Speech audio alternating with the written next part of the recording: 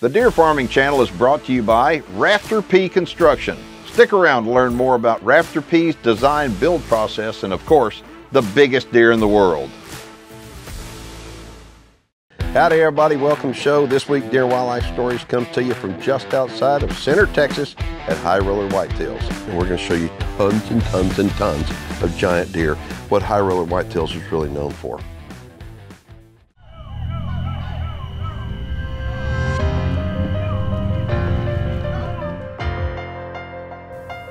The whitetail deer is America's favorite big game animal, and whitetail deer farming is the fastest growing segment in the American agriculture industry. Our program's mission is to dive into the world of deer farming and discover why tens of thousands of Americans compete to create the biggest bucks in the world. And by the biggest bucks, we don't just mean the size of the antlers.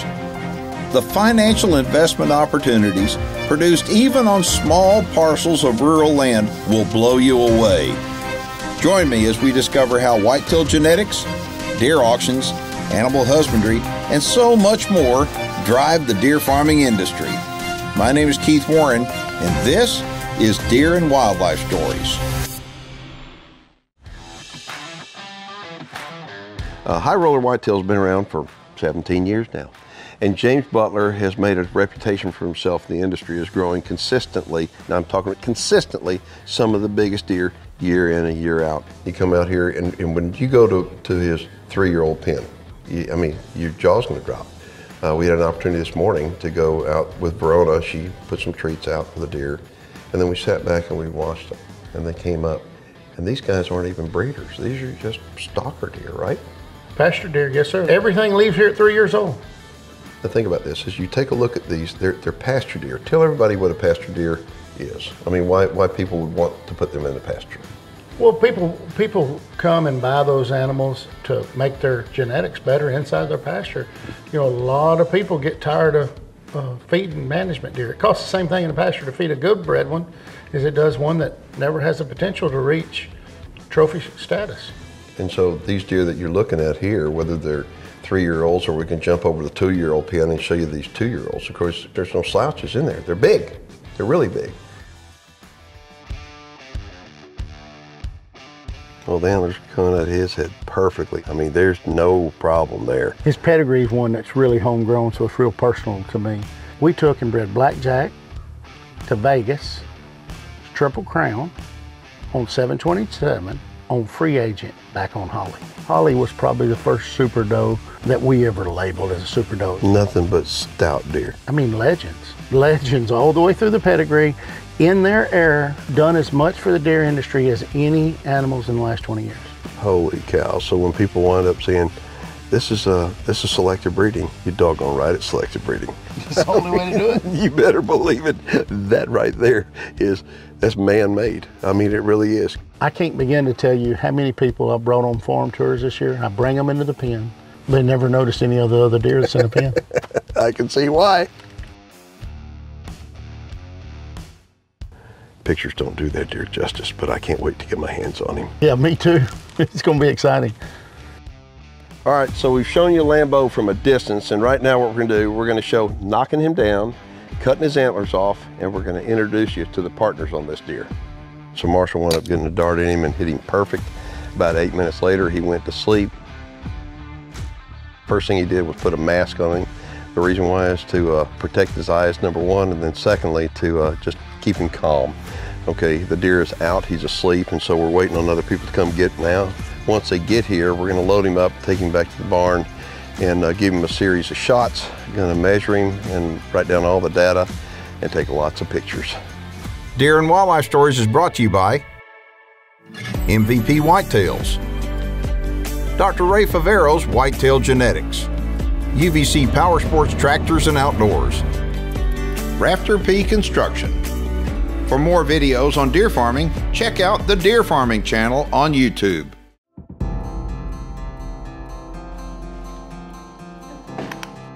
.36 inside. I'm not sure what they're doing now. They're getting all kinds of dimensions on him. But he's ever a bit of 31 and 4/8. A lot of people talk about 30-inch beams, but very few when you put a tape measure on them are truly 30 inches. Right. I mean, this deer is unbelievable. Again, this is a 2-year-old buck. His name is Lambo. But beams, as long as this deer has, on any deer, on a 5 to 6, 7-year-old deer would be incredible. But on a 2-year-old, yeah, he's got the mechanics.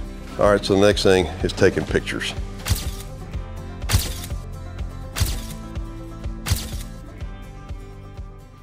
When we knock down a buck, we try to give them fluids that will help them recover better.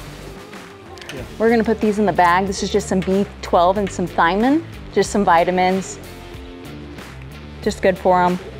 So we're gonna deworm them, that goes sub-Q. This is some Cydectin. This is Nuflor. We've got a little Banamine, give right in the muscle.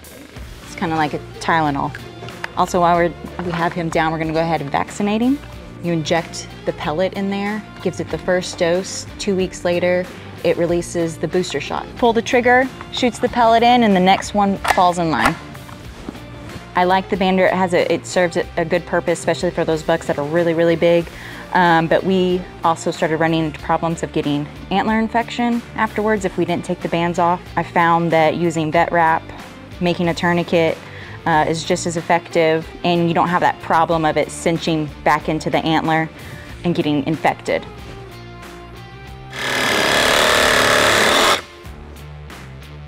So right now he's got some veins, which we kind of already suspected that the tourniquet couldn't get.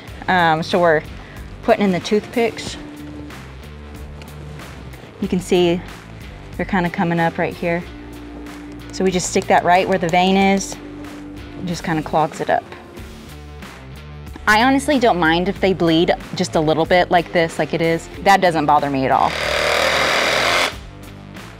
So we try to leave several inches because as everyone knows, like even though we're cutting the antlers off, they're still gonna go through rut. So they'll start rubbing on everything, and when he does start rubbing, he will wear them down and it won't get too low down. Silver spray, Riley can spray it on there. This is kind of just like a Band-Aid. She's putting a little bit on there. We'll also apply some fly spray. We like to put it on them as well. Helps keep the bugs off for a couple of days. In our pens, we deal with so much rain and mud out here, and our ground's so soft, we don't have much rock in our pens to wear them hooves down, so we're gonna go ahead and just trim them up, kind of give them a goat trim. So we're all done giving him his hoof trim. We're gonna take him back out and wake him up. Now that we've done everything that we needed to do to him, cut his antlers, gave him meds, fluids, we're gonna reverse him, let him wake up and get back with his buddies in the pen for now. If I can at all possible, I try to keep them downhill when waking them up, just in case they regurgitate. We don't want them to aspirate on the fluid that comes up from their stomach. We also give them Vectra. It's actually a dog flea and tick medicine. It also helps prevent the flies from bothering them as well. So I'm gonna give most of the reversal in the muscle. We always like to go for the white part. You don't have to do what I'm about to do, but we like to do this here. I leave about a half cc left, and then I'll come up here and hopefully hit the vein and just give him a little bump straight into the vein. I just feel like sometimes this helps them just wake up a little bit easier, not as drowsy, just kind of gives them a little bit of bump. All right, there's Lambo, and that's the way the antlers are cut right here at High Roller Whitetails. Now, when we get back from the break, we're gonna show you how they're done again, except this time on a 2-year-old buck by the name of Cannon. Cannon is 2-year-old, like I said, but he looks completely different than Lambo.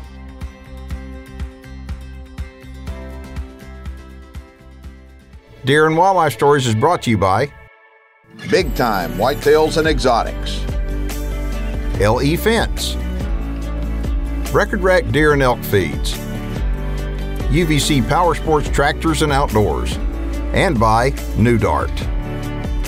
Deer and Wildlife Stories will be right back. Closed captioning is brought to you by Advanced Deer Genetics.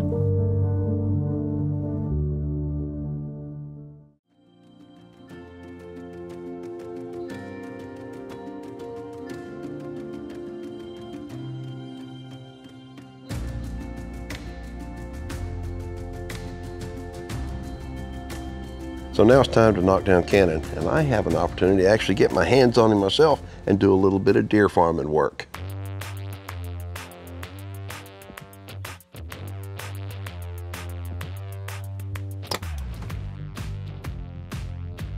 That was a really good shot. We'll give him just 5 to 7 minutes and then go get him. While we're waiting on him to go to sleep, tell everybody about his pedigree. He's out of Waylon on Triple Crown, Overnight Express, on Ranger, on Kid Rock's mother. There again, he's another one of those bucks. It's just straight out of the heart of our program. And mechanics on him are beautiful. I mean, just look at him. That's my favorite kind of deer right there. You know that. It's a beautiful buck. Yeah, he's starting to get tired now. It's just hard to remind yourself they're 2 years old. I know, all of them in here, 2-year-old. But he is just an outstanding 2-year-old. Look at the size of this deer. Isn't he incredible? Oh my gosh. So I'm gonna give him a little bump. You're so good at that. You've always been good at that. I've had a lot of practice. Yep. Something else too, I mean, you want to make sure that he's breathing well, that, you know, his head's not all thrown, and that way he goes into deep sleep. We can start working on him. Look at this, so look at how long those tines are. Goodness gracious. He's out, he's good now. He's sound asleep. What we're going to do now, we're going to get everybody up here. We've got all the equipment and all the help, and then we're going to go ahead and get these antlers off of him. We'll show you how this is all done in just a second. Well, if you want to give the IM shots, Okay. intramuscular shots, those intramusculars, we like to stick the needle slowly in, right in that white part. It's a safe area. People sometimes tend to give intramuscular shots right here. There is a nerve system right here, and if you clip that nerve system, it will cripple them. So this is always a good safe spot, right back here in the white.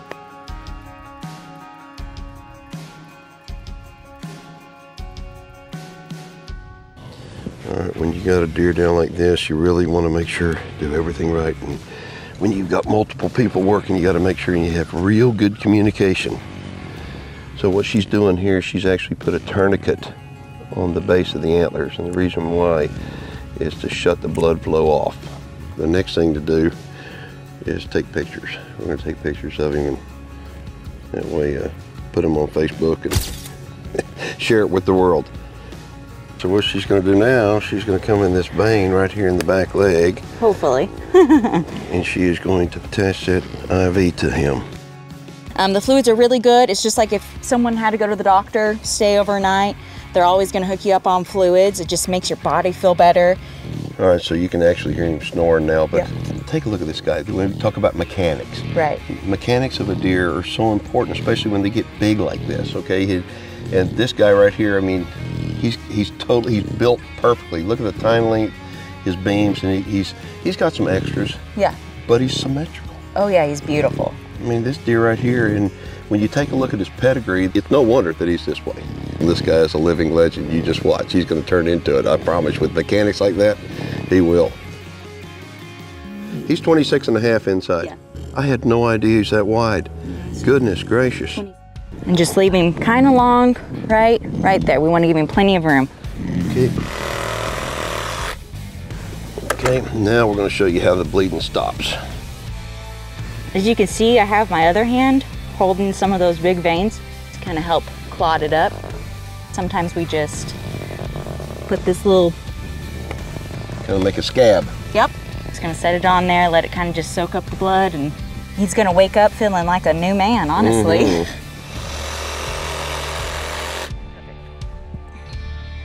We just finished cutting him, and we're letting him dry up a little bit. I'm going to give him a few antibiotics and a little painkiller, and we'll be good to go.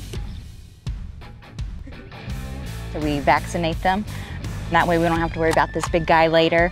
So we're pretty wet here in East Texas. The ground is soft quite often. So we try to give them a little pedicure whenever we can get the chance. Whenever something's down, that's one of the things we always do. You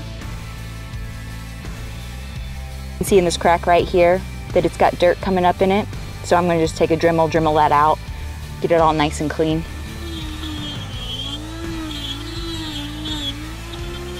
It exposed the crack, so It's a lot smoother now. You don't have to worry about that getting packed in there and all that bacteria and causing some worse issues. Okay, so the process, I guess, has been about 30 minutes. I mean, we took quite a bit of time, so we want to get him on his feet quick. So Ronald's going to give him the reversal now, and we'll stand back and get him on his feet. Yep. I'm just going to give most of it in the bum. Then I'm going to give him a little bump in the vein so that it just helps him get right up. So watching the deer get back up after they've been sedated is really important, and they get back up. They're a little bit woozy, and we stay with them just long enough to make sure they're going to be okay, and then off they go. Deer and Wildlife Stories is brought to you by Union Hill Whitetails, the North American Deer Registry, New Dart, and the North American Deer Farmers Association. For more videos on deer farming, check out the Deer Farming channel on YouTube. Now some great information on fencing from our friends at LE Fence. Morning guys, this is Ron with LE Fence. We're out here hanging some gates today in between these two pens that we just finished up yesterday. First we went ahead and kind of pre-assembled our hinges on the gates, got them where they typically are going to go, top, middle, bottom. We then held the gate next to the post, marked some holes on the pipe so we knew where to drill our pilot holes to put the hinges through the actual pipe. And what we did from there is we went ahead and put one hinge upside down, coming down on the top, and then we went ahead and put the bolts on the other two hinges on the gate. So then when we're ready to hang this gate, we can just slide the two bottom hinges straight into the pilot holes that we made, and then the top hinge that's upside down, we just scoot the female end of that hinge up into the actual bolt. So now all they're doing is they're tightening up the bolts. They're gonna be able to level the gate here in a few minutes after we get this all tightened up. That's about it, guys. Thanks.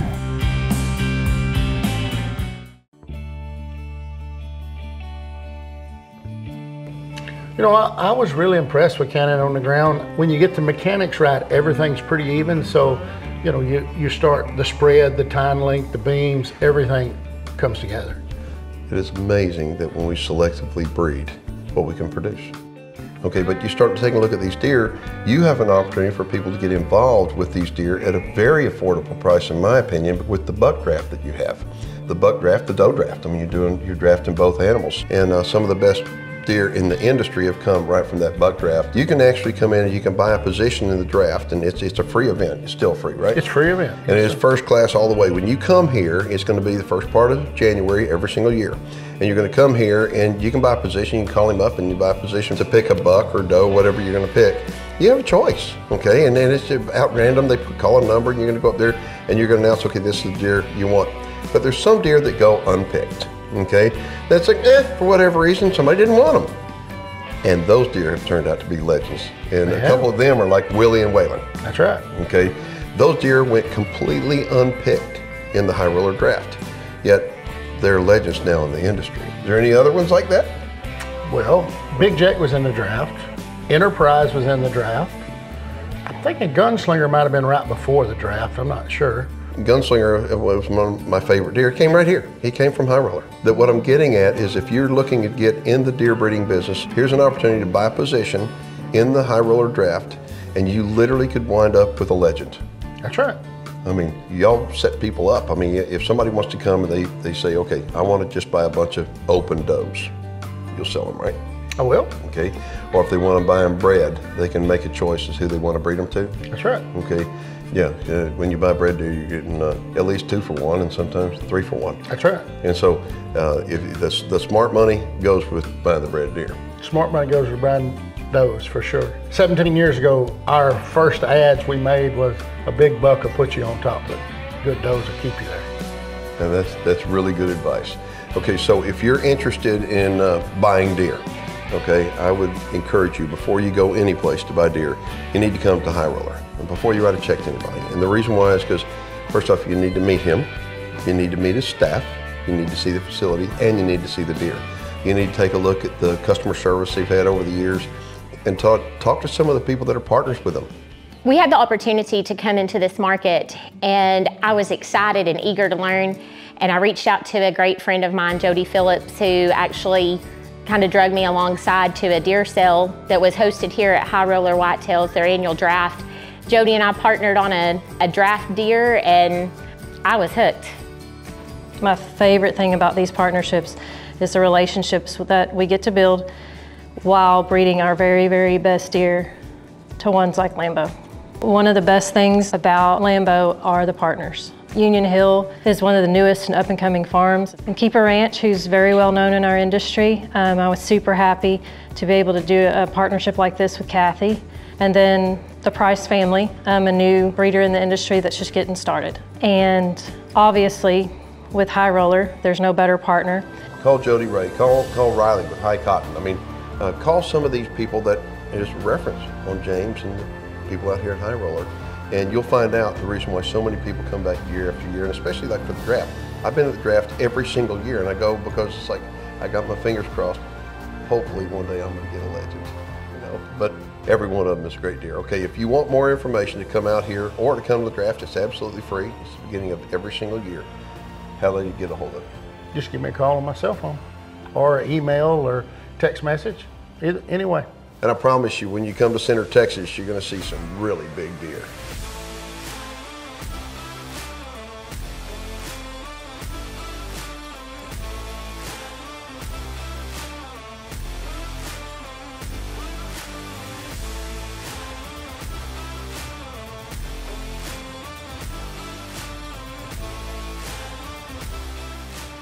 Okay, so you've got property and you're wanting to build. Maybe a barn dominium, maybe deer facilities, or maybe a badass lodge. Well, you've got to check out Rafter P Construction.